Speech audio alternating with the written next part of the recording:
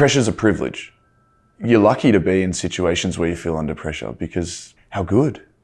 Everyone that does this wants to be in a position where it matters. Everyone that does anything in their life, whatever they do, to be in a position where it matters, and you've got to be at your best. All this time you've spent trying to get good at something, and then the time that comes to be good at it. What a privilege. Filmmaker Magazine presents Back to One with Peter Rinaldi. Luke Bracey is an actor.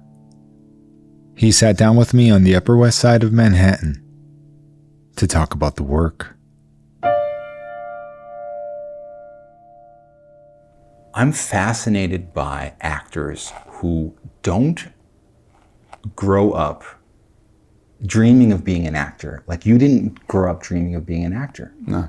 And you also didn't go to school for acting. You know, No. like this is what fascinates me. People who have made a successful time out of their instincts and experience, right? That's what you've done. Mm. Is there an experience or an actor that taught you something that let you make the biggest leap in terms of wrapping your arms fully around this whole endeavor, you know, where you felt more confident? Yeah, I think not coming from a place of wanting to do this with my life or going to school that way, and it kind of all just happening in a way to start with. I think it meant that I was just a blank canvas, like just a dry sponge. Yes. So I have no, still to this day, really like ego attached to how to do anything. So I'm so open to finding out how other people do it in a way. Right, I remember when I first started acting, and I'd just been asked to audition for a long-running soap opera in Australia, and went along, did the audition, got the job. I don't know how, what, why. But there was a fantastic acting coach on that show, and she told me, I think maybe like my first day, I was just trying to get the words out, and I'd managed to do that, and that was all right. I went, okay, that's all good. And then the second day, this acting coach kind of said something to me, which was, if you believe it, we'll believe it. And that was kind of the most simple. Yeah. And it was on like the second day I ever did it.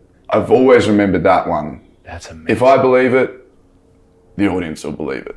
That's so great. And so, yeah, I mean, that was like a perfect way to distill it down. And, you know, sometimes that's all like I go back to sometimes. Like, if I believe this. That's all you ever have to do, though. I mean, like, right? I mean, that's why it's amazing, because how many times do I see something and I know that they're not believing it, but they're still on my TV, you know, and they have the job. I mean, and they're, you know, that's fine. But the next level is they just have to believe it. Then suddenly I'm believing, and the thing gets over, and I didn't even know I was watching a show. Yeah, that's the key. But yeah, when it comes to kind of that really simple stuff, I think that helps to always go back to that. So when you didn't know anything, I mean, I still feel like I don't know anything. Still feel like there's so much to learn. That's what's so motivating about an art form as a job, isn't it? Like, you only get better at it if you work at it, and there is no finishing line. You just get closer to it. And I think that's a really motivating part of the job I do, which I find really fun and interesting. I just know that I'm only going to learn more. Yeah. And that's a really satisfying thing if you're open to things, if you want to take advice, if you want to observe. So then moving on from that, it's just, you know, I've been able to work with a bunch of different people doing a bunch of different movies, and just try and see what they do. And sometimes I'll maybe see if that works for me. And that might not even be the acting bit. That might just be how you maintain your energy on set, and how you keep your engine idling, and how you create your own space to get ready for work. You know, a lot of the time spent film acting is kind of having your engine idling, ready to go. The smallest amount of time spent on a film set is between action and cut, which is always funny to me. Yeah. But we can spend, you know, an hour setting up a shot, and then it's like, quick, go, action, cut. And, you know, so our job is, I think, you know, my job, one of the parts of my job is to be ready to go when I have to go. And I think that's been something, along with the whole craft of it and how to believe something, how to tell the truth or how to try to tell the truth, is one part of it that you kind of grow. But then working on films and working with people that have done it for a long time, seeing how they manage themselves to perform at that moment. Again, it's back to like sport, right? Right. There's a game, there's the whistle blows and you've got to perform and be at your best. Some days you'll make a mistake, some days you'll drop the ball, some days you'll put in the performance of your life. But if you're constantly like just striving to be ready for the game time, I think it's interesting to kind of, manage. It's about managing your energy levels, I think, for film acting, which is the acting I know.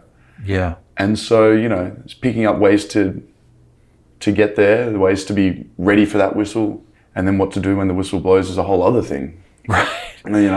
But wait, let's keep this analogy going, because on the field, no matter where you play, there's certain rules, the certain size of the field, but you have been acting in giant movies and small movies. And I imagine the energy management must be different on like the size of you know what I mean? Like where you feel like you're just a part of an important part, but maybe the shot is being looked over a little bit more than you on some of these big things or something like that, or the set pieces or whatever. And therefore your energy management has to be a little different than on the small thing where everything is focused on you. Is this a weird thing to keep going back and forth from different things? And do you try and haul in something you've learned from the small one into the big one and vice versa? Absolutely. I think from not just big and small, but genre to genre. Yeah. I think is probably more what it's about for me.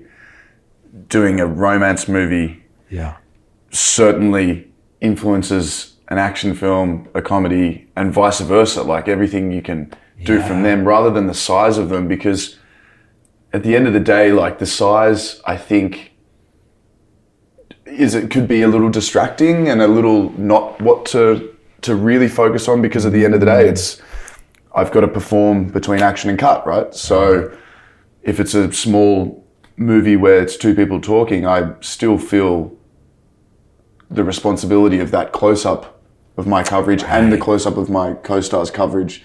I feel almost more responsibility when it's their coverage, that I have to be like, give them everything and be a good teammate. Yeah. But then the bigger ones, I think it's about getting the size out of your head and making sure that you're just doing the work. You're just doing your job again, right? Yeah. And you might be a bit of a smaller piece in the background of this big action sequence, but still you got to do your job and you got to hit your mark and know your cue and give that same intensity, because on big ones, they've got heaps of cameras and sometimes you don't even they might have one hidden over there, to pick up some background stuff. And, I think it's a grand final every time they say action. And there's I think if you kind of know that it's there forever, potentially, everyone. So in terms of the size of them, I don't think so. I don't think there's much difference for me. There's some nerves that kind of come to it, I think, in a way. But then also, that's about, there's a lot of money involved in these explosions and this stunt, and I better get it right because, we can't do this that many times. But then also, there's the same amount of pressure of, this is you talking, you're holding the screen right now. Right. And you're holding the audience's kind of attention. So it's almost more terrifying on the smaller ones at times. Right, that makes sense. Because it is just you in a way. Right, and they're both going to be projected on the same size screen. I imagine when you started that what you did in terms of preparation was probably minimal because you didn't understand the need for it in a way. I'm assuming that has changed, but I want to ask you this because of the kind of purity that you cultivated this in. It's almost like you cultivated it in a little jar here that I need to examine because, and there's been others I think that I've talked to that have had this, but are there things that you feel like you need to do preparation-wise now in your in your career? I feel like it's changing. I think coming from a completely green background of it, I really, I had to put in all the time I could because of the imposter syndrome, like true imposter syndrome, right? So I felt like I have to put in hours here, so just reading the script, annotating it. Like a lot of my scripts have got they're fully annotated with pencil, and they're notes that I'll write that I have ideas on, and I'm gonna never read the thing I've written again, or I might, whatever. I think there's a part of me that when I look back on my scripts, if I see there's a lot of pencil on them, I've done the work. I've spent the time, I've prepared, that might even just be a safety blanket in a way. But I feel I'm moving a little bit more now to trying to free myself a little bit more from that. I'm finding that when I look back on it, I mean, I normally know my words kind of before day one of shooting.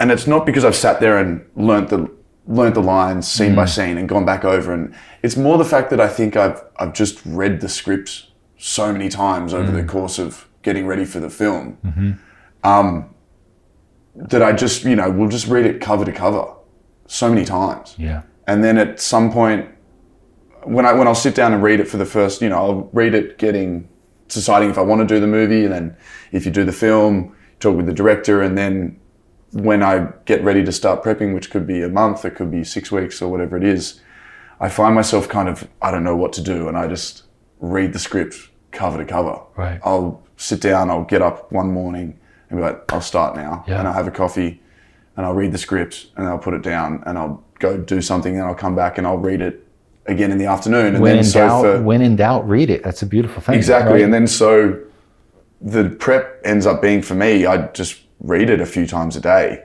Right. And then suddenly I feel like I want to write, I've got an idea, and then a pencil will come out. Yeah.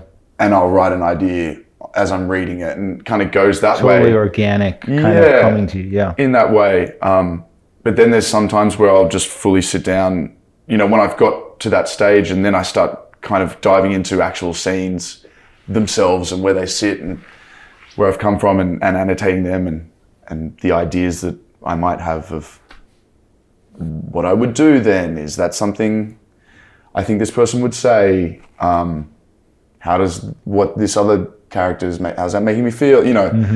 And trying to build like a little bit of a framework, because coming from a place of no idea, it's kind of helped to try and find a little bit of a framework for myself in terms of maybe trying to find the actions of my lines and trying to find the story. And once there's that little bit of framework, I think I feel a little bit, I feel like I've done something. Right. Rather than just like, I'll just go out and wing it with kind of my first thing that comes to my head. Yeah. Because I don't have the formal training or anything like that. But now I look back on it, I have heaps of training because I've done a bunch of films and they seem to have worked and people keep hiring me. So, and I feel like I'm getting better personally, but I still feel there's a long way to go. But I think it's also a similar thing to maybe when you're in school and you went to do an exam and you hadn't studied for the exam. Yeah. And that feeling is awful. Right. Because you know you're going to get absolutely blasted in this exam. And I think that's part of it. It's like if all else fails, I've tried. Right. You know what I mean? I've put in my work. I've spent time thinking about this. I'm not winging it. I guess I just want to be prepared as I can be. But I'm finding that maybe the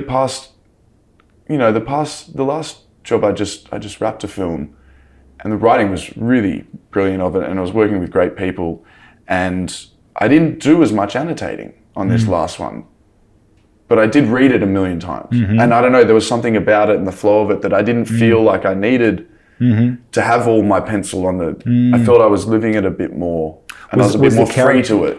Was the character close to you? Was that in a way, like, he was a easygoing kind of 30-year-old guy, so, but a different person to me and not me, but I felt I was just in a bit more was living a bit more in him and Yeah. was able to grab him and wanted to be a little bit more free and in that way. So I think I'm trying to find that balance between really getting into the minutiae of words and thoughts in each scene and in the story, and then trying to balance that out with being free and not getting into a rhythm and not locking into what I'm going to do a month before we shoot the scene. Yes. Because I've done all my work on it. Like there's that kind of balance, which is a really tricky thing. It's feeling prepared enough, feeling like you've done the work that you've needed to do to understand this character in the situation that they're in, but then also having that ability to throw it all out the window if your co-star gives you something different, or if you come up with something on the day at the time. I think that kind of balancing act is really an exciting and fun part of it, and something that I'm, every day teetering back and forth, trying to find the perfect little alchemy between the two. And I think that'll keep going, and some jobs will call for really in-depth, very cerebral, memorizing a lot of things and being quite particular. And then some jobs call for you to be a complete blank slate and be able to be thrown things, and you throw things, and they can be a little messy. And there can be some magic in that. But then there's also some magic in absolutely mining something and then it coming off and it being a great moment. So that little balancing act is really, I don't know, I think that's the magic of it at times, when you can be really prepared and then be absolutely spontaneous at the same time. I think that's when they say cut and you're like, oh yeah, that was good. I was open, I was ready, and I knew everything that could come my way, but then something I had no idea came my way and I dealt with it in the way that the character should have dealt with it. So that little alchemy, that little like magic juice of prep and spontaneity, I think is something that I'm trying to find every day with work.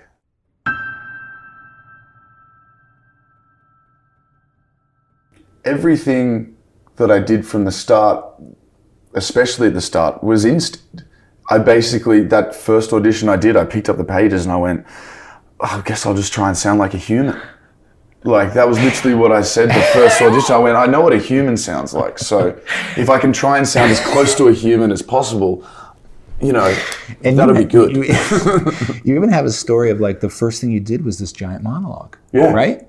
And like you weren't even sure how they were going to call action. And like, I guess that's when I go. Yeah. I mean, they said, I was standing on set and they go rolling. I go, I guess the camera's on. I've seen them in movies say action, so I'll start then. And then like, I remember before it, I was, it was just, I was just scared that I was going to get it wrong. That I was going to mess up a line. And I was like, oh shit, what happens then? And then I thought, well, they'll say cut and then we'll do it again. And I was like, oh yeah. And like, I've been learning this, because I'd never learned lines before, so I'd spent hours on this thing, and I was like, it's there, like, you know it. So I just, when they say action, just do it. And then I think getting that first one out, I was like, oh, that was kind of fun, actually. Yeah. Oh, and then just slowly but surely, you just kind of keep going. That's amazing. Yeah. Amazing. It was a funny place to start, and as I say, it was a great place to start, and I still feel that way in terms of I can learn something from everyone I work with, not just actors. Yeah, cameraman, costume department, the grips, the lighting, the DP, the director. Like I can learn something about telling a story from everyone here, and like being as I say, just a bit of a voyeur. There's a funny thing as an actor. When you're on set of a film, I think like the majority of the day we're the audience that gets to watch a movie getting made. That's interesting. So you kind of like, a lot of it is sitting and observing people's interactions on the crew and kind of seeing the movie inside the movie. And then for a little bit of the day, we have to do our job. Right. I'm having flashbacks with you saying that, of watching, these are small productions, but watching actors just watch us in the crew. Yeah. And they're with this smile on their face. And sometimes there's like an argument and they're just laughing. Like they're just kind of watching. Yeah, you just see like things go by. You're like, oh wow, like, I think we could do it a little differently. It's not my, not my job. Or, if I've got a suggestion, I might walk up to the first AD and be like, I think we should go to lunch. Like, I don't know, like, call lunch, man. Like, I think everyone's gonna really do half an hour a break now. And then they go, oh, and then I go, and then something, you try another take, and it'll all go tits up. Yeah. And then you just look at the first AD and be like, I think that's lunch, mate. And he'll call lunch. And then you come back and it's great after lunch, just these little bits where everyone is, everyone's so focused on their job. That's what I love about making movies, is it's all these different people with completely different skill sets that have worked really hard at getting great at their job, and then you all come together and you all do your job around each other and therefore together, and it becomes this big kind of clock, and you're all just a cog in these wheels. And if everyone does their job really, really well and with a smile on their face and with good energy around, you come out with hopefully a good film, but if not, a great experience and a fun way to make a living and an enjoyable way to spend your days. Yes. Kind of at the end of the day. And the person that helms all that, I guess, is really important, the director. And because the way you just put it, it made me think like that is beautiful, but it's so important, that job of the person, kind of the captain of the ship, right? That's the analogy. Captain of the ship. It's directing, I think, of what I've been learning over the years of it, and been able to work with really unbelievable directors, and also people that are directed for the first time, and people that are in the middle of it. People, a great director is a great leader. Artistically, they have to know their thing, of course, and know their craft, and know how they want to tell the story and all that stuff. But some of the greats that I've worked with are not only artistically brilliant, but their leadership skills are equally as brilliant. Mm-hmm. Their ability to get the best out of every single person working on the set, from the head of makeup and hair to the extra in the deep background. Yeah. A great director will have them doing their best work and feeling an equal important part of telling this story. And that's a great leader. And being able to bring people together and push forward towards a common goal, pulling in the same direction. It's always a real joy to see someone with those skills. Mm-hmm. It's a really impressive thing to see the different ways that directors can do that. Right. And it's not the same type of person that's a great director. They're all different people. They all have different qualities of leaders, and they all inspire people in different ways. But I think the overarching thing is you are saying to people, follow me. Come on, we're going to go make a great movie. Come on. And everyone's like, yeah, we are. And, the directing can be like, you go ahead now, and like, we're following you, and empower people that way. Mm-hmm. And that's through like the whole setup of it. I think that's a real quality of a great director, is a great leader. But what do you need from that person to be your best at this stage? I like honesty, I want to be, because I didn't come from the acting background, I don't feel fragile about my craft, about me being good or bad. I just want to be the best I can be. I just want to be the best I can be, and tell me how to do that. Help me. If you've got an idea of how I can tell this story the best possible way, I'm open for it, man. And then I'll have ideas too. Oh, that'll inspire me. But you want someone, I think personally for me, maybe, you want someone who you think believes in you to a degree, thinks you can do it, wants you there. I think the worst thing is getting stuck in fear of like, do they even think I'm any good? Like, fuck, like, I hope they think I can do this. I think I can do this, but so you want them to, have that trust in you, and then you also want them to push you and give you ideas and impart some of their knowledge on you in that way. You want to be a collaborator. You want to work together in finding the best way to film this scene, to tell this story bit by bit. I worked with a guy last year, and it was a really tough film. It was like me in a car, basically, the whole movie, and I'm kind of talking to a phone. And really kind of intense emotional stuff. Only me. We're doing 12 pages a day. Like, it was really, it was such a thrill because it was so hard. And that was a whole other type of thing where he really had to push me and really evoked, it was very visceral kind of motivation and pressure and confidence instilling in me, and also getting me out of comfort zones and making me go to places. And then I've had other directors who just kind of like gave me a little tip, like, oh, that was brilliant, just don't exhale. And you're like, oh, great note. Well, yeah, that's really good. I won't exhale because I don't need to.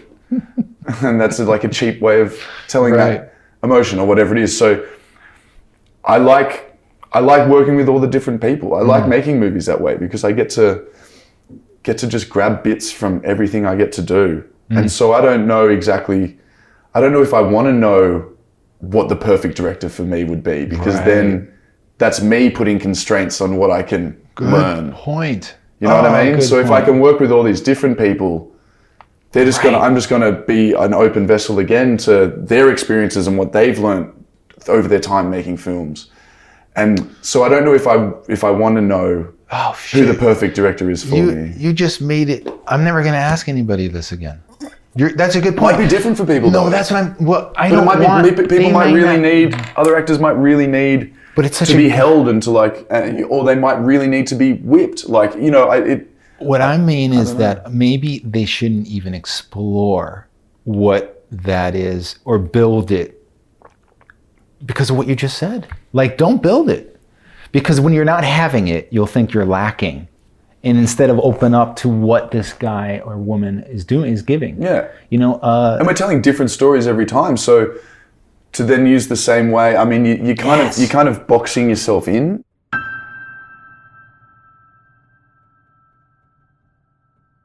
Tell me where you were in your approach to auditions when you got this audition for Elvis.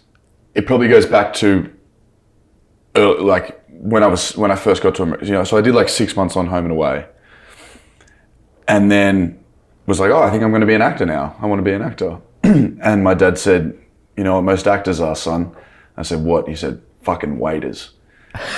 And I went, well, I didn't even try to get this job. So imagine if I tried. Right. And he's like, good point. If you want to go for it, kind of thing. Yeah. So I started trying to learn about it after 6 months, but I'd done a 6 month crash course on the soap opera and learned brilliant stuff and kind of, so that was really good. And then to move into the phase of actually starting to audition, I had no idea about the whole process. I remember, you know, my first couple, I, you know, didn't get, and I didn't understand that you don't get 99.999% of the things that you audition for. That's that's it. But I didn't know that. Suddenly you were 1 for 1. Yeah, I was like, oh, and then like I did a couple, and they're like, I'm like, but what happened last time? You know, like, so slowly learning that part of it, and then not long after that, I you know, it was maybe 6 months or so after I finished Home and Away and was auditioning and learning about the whole acting thing, that I got to audition for an American movie, and the acting bit clicked again a bit more. I had a bit of a chunk of something to say that was, you know, quite emotional, and I kind of believed it and felt it, and was like, oh, and then that audition went well, and I got that job, and then suddenly I was overseas, and then I did American movie, and we filmed in Europe. And then I moved to Los Angeles, and that's when it really started in terms of the grind of it and going through. And that's when you really just throw shit at a wall and hope something sticks. Right. And that grind of it. But what I did learn early on in those auditions that you just go to in LA and you just pound the pavement and try and get jobs, really. One thing I learned kind of early on there, which was the savior for me, which really saved my mind, was that I realized that so much of me getting a job from an audition had nothing to do with me. The only time I could get fucked off, annoyed, angry, disappointed was if I hadn't been prepared enough for that audition. Right. And if the things I controlled, I didn't control well, that's when I could get frustrated. That's when I allowed myself. That's the only reasonable time you can do that. Because outside of that, you might be the most prepared. You might give the performance of your lifetime in that room. So prepared, it's brilliant. And then you might look like the person that bullied the director at high school. And then you're like, I just don't like it. And that's completely out of your control. No matter how brilliant you were, there might be something that, and that's, you know, not saying that that's happening or whatever, but just a little thing like that. Right. The person you're auditioning for had an awful coffee that morning and they're in a bad mood. They got up on the wrong side of the bed. It's stuff you can't control. And so once I kind of learnt that made it a lot easier now for me. There's certainly, I feel like in auditions, you know, especially, you know, before COVID and stuff, when you were in rooms and you're doing you got to like screen test time, where you were like, you're this close from big movies, which we've all been this close to big movies when you get to this thing. And there's an excitement, there's a nervousness.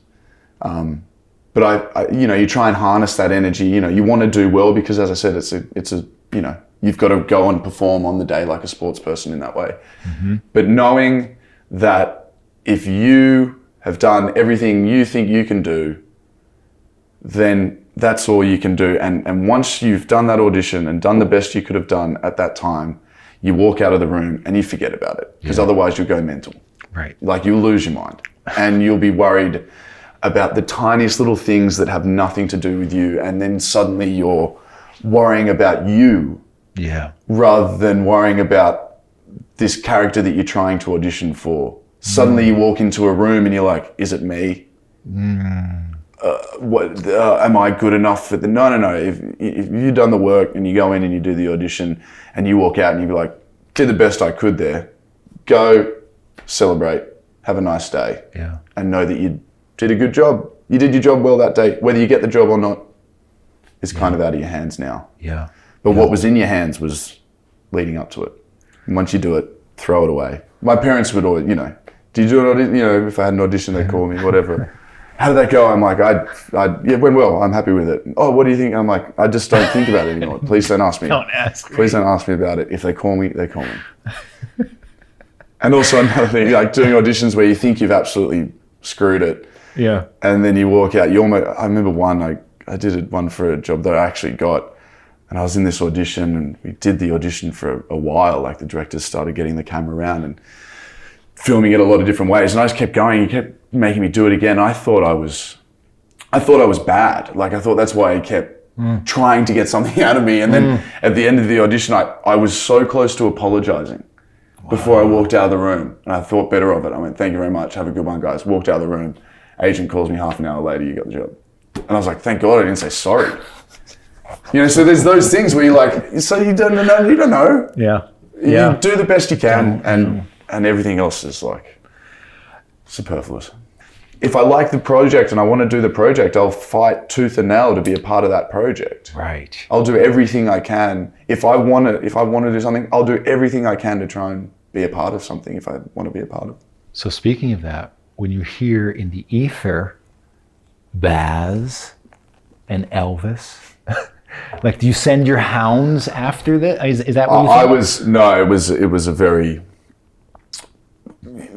bit of fortune and happenstance that's involved with that. That involved me getting that job. Luck is opportunity and preparation meeting, right? Yeah. An opportunity came. I was in the right place of preparation for it. Some lovely luck and coincidence occurred. I was able to be a part of this film. I tried my absolute best during the filming of this film. Stuff like that can kind of happen that way. And that's kind of how that came about. There was circumstances globally. We were in COVID. I was in Australia. They tried to film it before, fallen apart. You know, I'd had something come out at the start of 2020 that was on TV where I played a few different ages in the one thing. Did a couple of episodes on a show called Little Fires Everywhere. I play 3 different ages. Yeah. I played like 19-year-old me, 28-year-old me and 40-something-year-old me. Yeah. And because, you know, the Elvis movie goes through a few decades, you know, like there's stuff like that. I think he'd seen that, he liked my work, saw that I played, you know, that's a bit of luck and happenstance in a way. Me being in Australia at the time, you know, me having had enough under my belt for him to like my, you know, these things kind of get a bit lucky, and just make sure you make the most of it when it comes your way, and you make sure that you're prepared and that you give your everything. And you know, your job is there to tell the story with everyone else and hop on with the team for the big win. With somebody that's that much of a visionary, you know what I mean? Like, and you're working with somebody like that, was this a whole other kind of experience for you as an actor? He's a world builder. Yeah, that's it. Right? And CM, Catherine Martin, their collaboration and what she does is with the production design and the costumes and Baz's vision for it.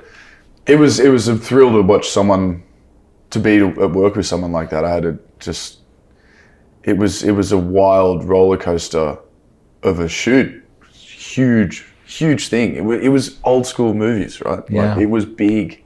Yeah. And you know, you go to work and there's you know, 250 people dressed up like it's the 1950s walking past. And then like some old 1950s cars, and you're like, this is, and you're on a movie lot. Yeah. And you're like, wow, this is old school movies. Yeah. You know, you walk into these huge sets and these sound stages. And then the Jimmy Stewart of our time, Tom Hanks, is there. Yeah, and then, yeah, exactly. Right. And then Tom Hanks is there, and you're sitting there doing a scene with him, and you're like, they've recreated, you know, giant, huge sets inside huge, cavernous sound stages. Yeah. And then Tom Hanks is there, and you're speaking to him, and they just say cut, and you go, what's going on? How's that not get overwhelming? That I don't get. How could you do your work in that? I don't know. Because that was my job. My job was to play this guy in this moment, be conscious of what's around, and just in a personal way be able to take these moments and go, this is pretty cool, this is awesome, what a great time. But then go in and like, oh, got to put on my hat and go to work. But it was a great experience. There was one thing, like I saw, you know, there is something so exciting about that, and you know, I got to be the lead of some movies, which is really fun. There's something about that pressure which I find really exciting. Pressure's a privilege. You're lucky to be in situations where you feel under pressure, because how good. Everyone that does this wants to be in a position where it matters. Right. Everyone that does anything in their life, whatever they do, to be in a position where it matters, and you've got to be at your best. All this time you've spent trying to get good at something, and then the time that comes to be good at it. What a privilege to have. Right. You know, sports people talk about it like that. Pressure being a privilege. How did you deal with that pressure up there? He's like, I've been training my whole life for this. This is what I want. Yeah. To not have the pressure means you're not there, you're not in the game. Right. So if you can harness nervousness and pressure that way and turn it into a really positive thing, that like, wow, you're doing the thing that you've wanted to do, that you're trying to do. I kind of enjoy that. I'm looking forward to the next one that I get to, you know, every job I look forward to, like being a part of it. And this film I did last year where it was just me in a car, it was like, it's like, there's a whole other kind of pressure. Right. So it's going to be a small film, you know, hopefully we get it, comes together and can be seen, but it's not a big movie at all, but it was big pressure. Maybe some of the biggest pressure on one of the smallest things, because it was just me and I had to do stuff that I hadn't done before, and it was a whole other thing, and that pressure was great. You know, it was terrifying. I remember like getting ready for it. How the fuck am I going to do this? And then suddenly it was the end of it, and I'd done it, and that pressure was exciting. And then the same thing when you've got you got a smaller role in a big movie like that, and you got to come in and do your job so everyone can do their job, and that pressure of that, just as exciting. I get to talk to Tom Hanks on camera. between action and cut and be an actor with one of the greats. Awesome. Yeah. I'm not going to be intimidated by it. I'm going to understand the situation I'm in, try and take note of how lucky I am to be in this situation, and then do my job really fucking well. What a thrill. Yeah. What a thrill for anyone in any job, you know, if you can get in these moments where it matters, no matter what you do.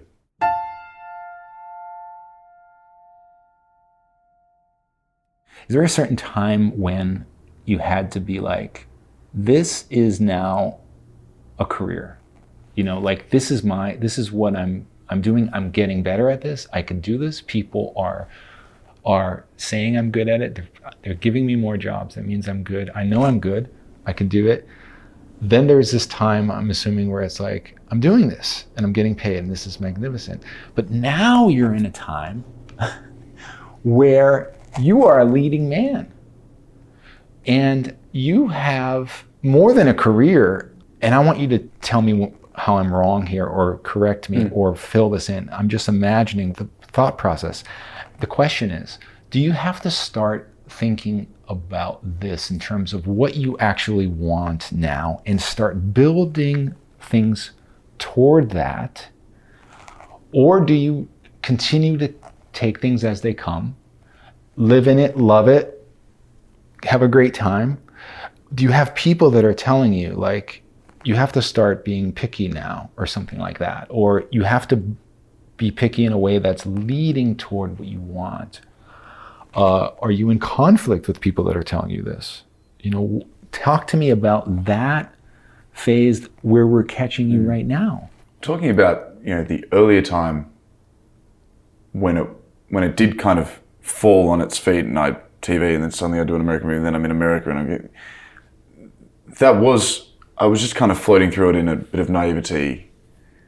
And then my manager one day kind of saw that I was really young. I might have been 21 or something like that. And I'd been in LA for a little bit and he was watching me kind of, I didn't really understand. And we've got a really great relationship, my manager and I. It's a very fraternal kind of thing. Uncle, brother, friend, you know. And he pulled me aside and he said, this is the Olympics of what you do. If you want to be here and do this. Like being in Hollywood and being in Los Angeles and going for these movies that we're going out for and, you know, trying to make a career. A million people want to do this. So fucking act like it. And it was a good kick up the bum to be like, oh, okay, yeah, because it did kind of happen in a way and I just kind of found myself suddenly one day in Los Angeles like, this is cool. And then that kind of, that was a good kickstart to like, okay, now I know what this is now and I can approach it in a clinical, sportsman-like way to a degree. And then you take jobs because you get them. And then hopefully I've been lucky that they were kind of different and was able to do different things every time. And then getting to the stage I am now, it's hard to have a crystal ball and know what's going to come next or what you can do. I'm dealing with this question of what I'm going to do next now, which is a hard thing to answer because you don't know what's going to come your way. And also I'm thinking about trying to put energy towards something, to maybe create something, or to accept things that come my way. I guess the question I'm asking myself now is not what do I want to do?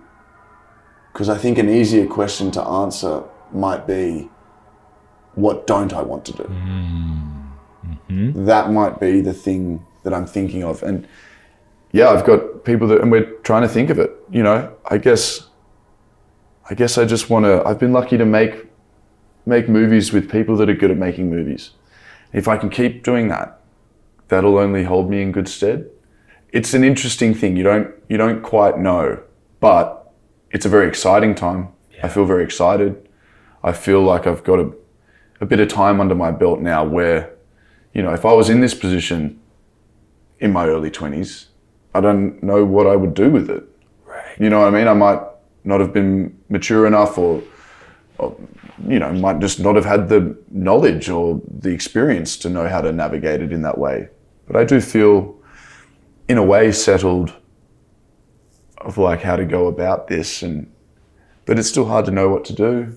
Still hard, it's still hard to know if this job's going to be good. It's still hard to know if all the pieces are going to come together, but maybe that's the question I'm answering myself.